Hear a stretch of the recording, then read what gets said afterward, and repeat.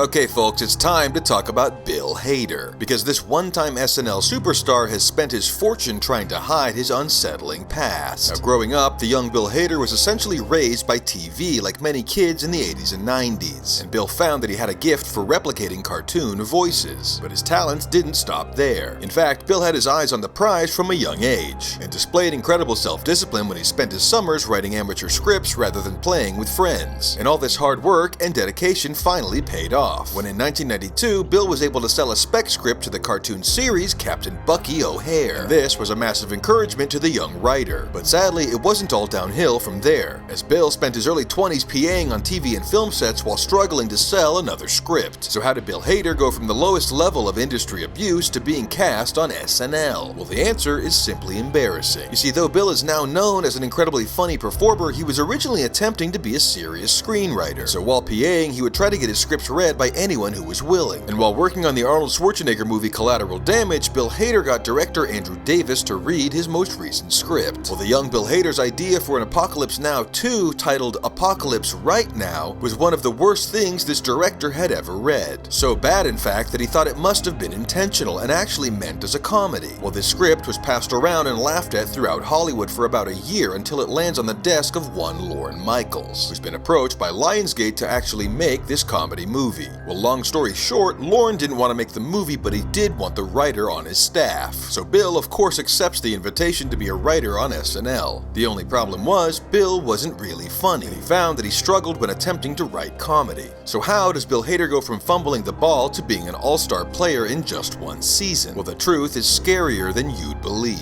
That's right, Bill Hader is a witch. And he's managed to keep this hidden for years, but the truth is finally coming out. And I had a friend who was a witch. A witch. You see, allegedly during the Christmas break on Bill's first season on SNL, he had flown to Salem, Massachusetts and cut contact with all friends and family for the duration of his stay. People have noted that Bill was not the same after this strange and secretive trip. Whatever Bill had done to himself had indeed rendered him a hilarious individual, but friends were startled to see Bill often dressing in black cloaks. And now that the crunkcore music duo Blood on the Dance Floor is being sued, there's a paper trail connecting Bill to this witchcraft-based music group, with the courtroom proceedings revealing the disturbing ritual the band endured of drinking a potion made by Bill that allegedly included human feces. Apparently, this horrible band was being funded by Bill Hader, begging the question, what other witch-based products has he been pushing on the public? And this controversy has even led to the studios pausing the production of Bill Hader's directorial debut of the fictional action movie based on Bono's life, played by Breckin Myers. And there's plenty more strange things about this guy, like the time he pimp-slapped even Steven's character Beans on the red carpet and claimed he thought it would be funny, or how he's trying to bring back the music-sharing platform Rhapsody in an attempt to compete with Spotify. But we'll have to save that for another time. Until then,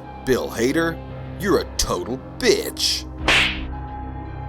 Okay folks, it's time to talk about Jack Black. Now Jack has worked hard to build up a former Dave Grohl-like image of all-around good guy. But you might be shocked to learn Jack Black isn't what he seems. Now we all know before he was a big-time movie star, Jack Black formed the comedic music group Tenacious D back in 1994. But few know that the inspiration for this musical duo was born out of sincerity. You see, in the early 90s, Jack Black was obsessed with the British rock group Supergrass, and he even started styling his hair like the lead singer Gaz. But though Jack had a powerful voice, he couldn't bring himself to perform live. To his credit, Jack was aware that him and Kyle's age and looks pretty much guaranteed they wouldn't make it in the music business. After all, in this era of heroin-chic grunge, Britpop by some old fat guys wasn't gonna cut it. But there was one area of entertainment that didn't discriminate based on age or looks or criminal past: comedy. And that's when Tenacious D converted their catchy Britpop songs into hilarious sex puns. But it wasn't all downhill from there. It still took years for Tenacious D to reach the level of recording their own hit album in 2001. Until then, Jack Black and Kyle Gass were relegated to bit parts in movies and TV, but neither of them was able to break into leading roles. But finally, in 1999, both Jack and Kyle are cast in the Foo Fighters music video for Learn to Fly. And apparently Jack hit it off so well with Dave Grohl that the two became best friends. And it was actually Dave who helped Tenacious D get signed and gain the notoriety and status they reached in the early 2000s. And while there's nothing wrong with helping a friend, Dave's recent troubles have revealed there's more to the story than anyone could have ever guessed. He was recently recently revealed that Dave Grohl is a member of the Corinthian Church, a strange and secretive group that many claim is similar to Scientology, only this religion's focus is on the luscious locks of its members. Apparently the only way into this group is by invitation, and it has to be proven through a genetic test that you won't go bald in the future. You see, the Corinthians believe one's soul resides in the keratin upon their head, and they take the biblical tale of Samson quite literally. So maintaining your flowing mane is the main rule for this bizarre religious group, but there are in fact many more in Hollywood under this group's control. So how did I get all this information? Well, I was contacted by the only living former member of the Corinthian Church, LA comic Sam Orson. Now, apparently Sam was a member for just under a year when he witnessed an initiation ceremony where a new pledge was forced to eat human feces. Well, Sam Orson wasn't willing to slurp the stool, so he faked his own death just like Chris Cornell to escape the Corinthians for good, and that's why Sam has recently been spotted with a shaved head. You see, the Corinthians view short-haired people as subhumans and avoid all interactions, helping Sam to hide in plain sight. And now it all makes sense. Jack Black's leap into leading man in major motion pictures was no accident. It was only after signing his life away to the Corinthians that Jack was able to break into the mainstream. Now it becomes disturbingly clear why Kyle Gass wasn't able to accompany Jack on his ride to the top. Kyle's bald head rendered him ineligible for membership in the Corinthian Church, so Jack sacrificed his lifelong friendship for a golden ticket. But the Corinthians aren't just an exclusive club for elites like Jared Leto. They've also got a sinister plan to rid the world of the bald. You see, according to Corinthic code, the world will only be pure when the bald reside on Mars. And the Drudge Report claims the majority of the money the Corinthians collect from their celebrity followers is being put towards this very goal. They're apparently building rockets to send the Baldanese to work camps on Mars, mining for vitamin X. But there's plenty more about Jack Black that clearly indicates he's a psychopath, like how he used to date Kathy Griffin, or how he stands accused of killing an entire family of clowns after flicking a lit cigarette in a local Taiwanese circus. But we'll have to save that for another time. Until then,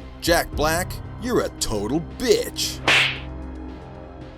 While many people are mourning the loss of both the Stephen Colbert Late Night Show and Mark Maron's WTF podcast, no one seems to be questioning why Chris Delia, of all people, will be the final guest on both shows. And while some have speculated these are last-ditch ratings grab efforts, that doesn't really make sense, since both of these shows are ending. So how did this shamed comedian land these epic final episode send-offs? Well, to understand, we'll have to go back in time. Many people have speculated what era or event was the tipping point for the decline of Western civilization, with some pointing to the moment Trump was elected, and others pointing to when Kesha first debuted as a horrible white rapper and wasn't booed off stage. But if you ask me, I think it all boils down to one sinister release: Austin Powers 3.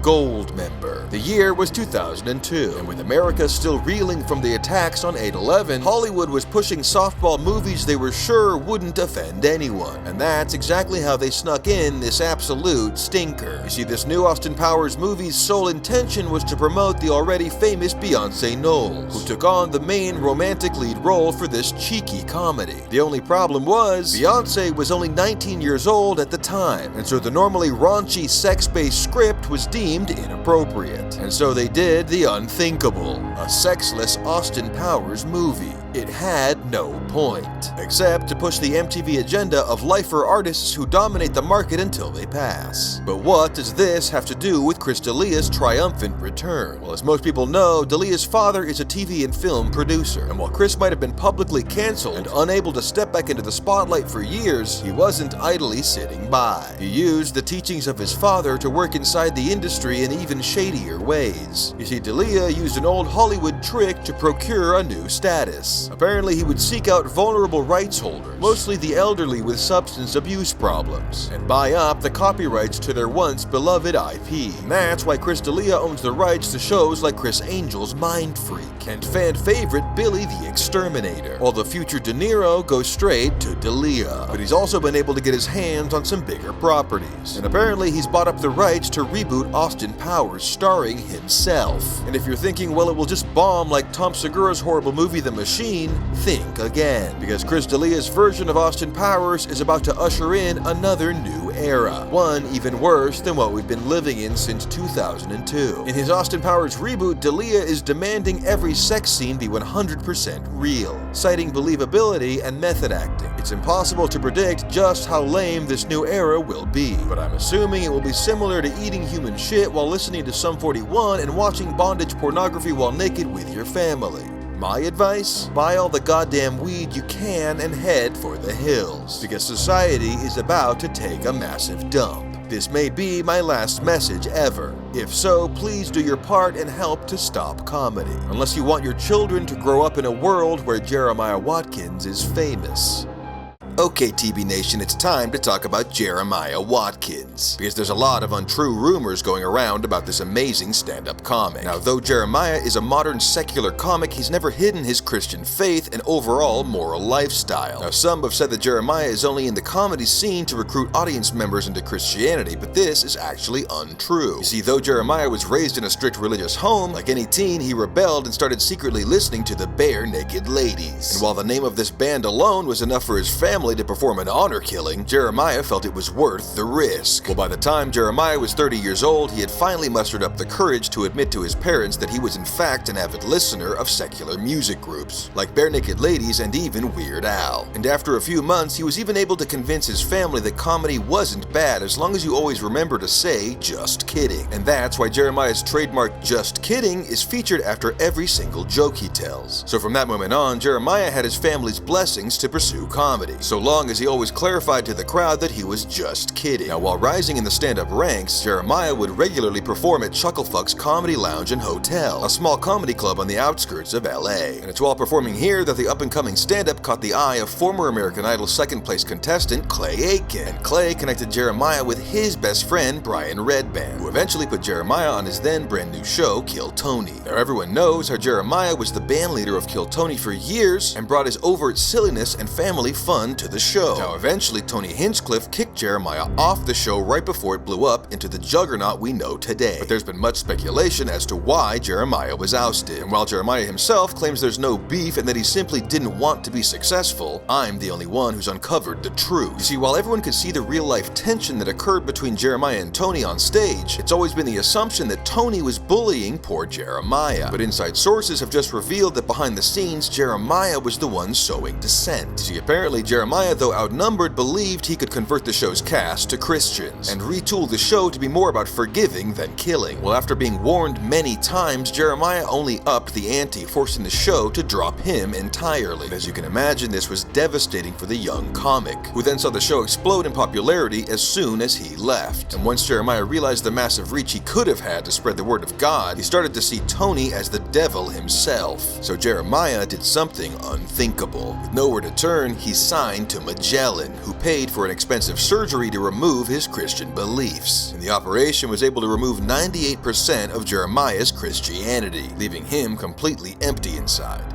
The perfect conditions for success in Hollywood. You see, his plan was to have his Christianity removed so that he could rise to the top of comedy, even bigger than Kill Tony, and then reapply for Christianity and start spreading the good word. But Jeremiah had no idea what it would actually feel like to have his spiritual beliefs removed. Before long, there was no plan to return to his faith. You might have noticed a change in Jeremiah since signing with Magellan. That's right, Jeremiah is trying to be hot. You've probably seen him look noticeably different in recent years since he started squinting his eyes in an attempt to be seen as a mysterious hottie. See, now that Jeremiah wasn't a Christian, he was no different than anyone else in Hollywood, and quickly adopted the $800 weekly haircut and designer clothes lifestyle he once viewed as meaningless. And here's where it gets twisted. See, Jeremiah did sign a deal with Magellan to make him a star, but at the time, the goofy, lighthearted performer's deal was catered towards silly character acting with mandatory wigs. But this now non-Christian hot Jeremiah didn't want to be seen as silly, and so he finds himself stuck in a deal that requires him to constantly humiliate himself while he rebelliously tries to be hot. And Magellan has no plans to let Jeremiah go, apparently having just signed him to reprise Jim Carrey's role as the Grinch in a 16-part Japanese TV series. And some say moving Jeremiah to Japan is punishment after a recent interview about him was released and caused major damage to his brand. As we all know, Clay Aiken's interview about Jeremiah using people's gambling debts to control them all but blew up the internet over the holidays. And Clay even alleges that when he couldn't pay up on a big payout, Jeremiah Jeremiah forced him to eat human feces as punishment. And there's plenty more weird things about this guy, like the 900-page autobiography he released titled My Life and Sex, where he claims to have slept with almost every famous starlet in Hollywood, or how he's invested all of his money into a kids movie he's written called All Frogs Go to Heaven. That's clearly a direct ripoff of the children's classic Lady and the Tramp, but we'll have to save that for another time. Until then, Jeremiah Watkins,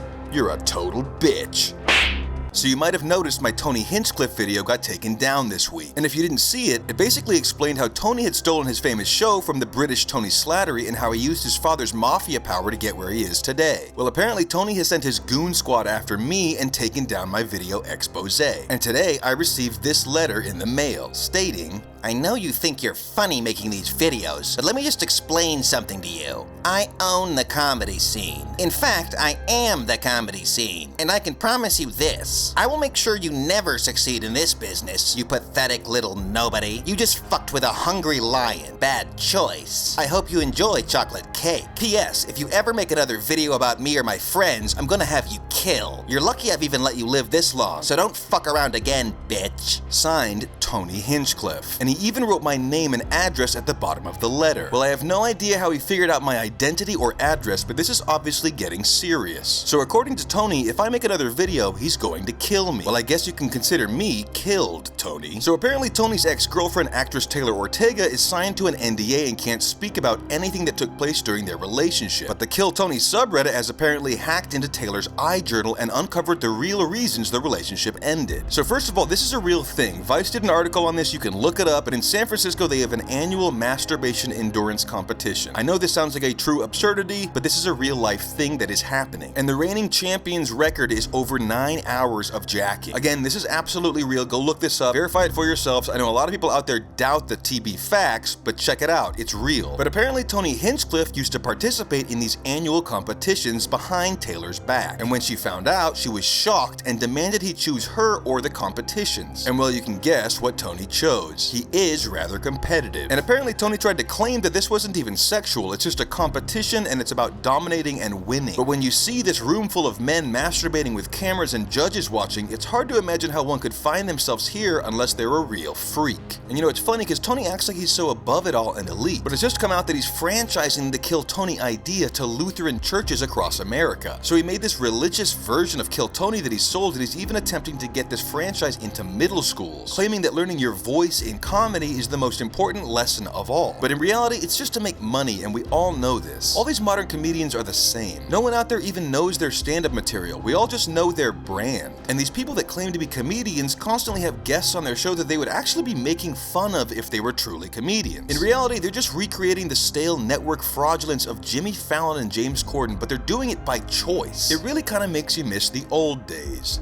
The day of Jay. And you might not know this, but the only reason Tony moved his entire life to Austin, Texas is because Interpol had started questioning him regarding the death of the original host of Kill Tony, Tony Slattery. And by moving out of state, he bought himself another few years as Interpol has to reapply all their previous search warrants. Things just get stranger and stranger with Tony. He really is the next John McAfee. Now, while making this expose, I couldn't stop thinking about that one line in Tony's letter. "I hope you like chocolate cake."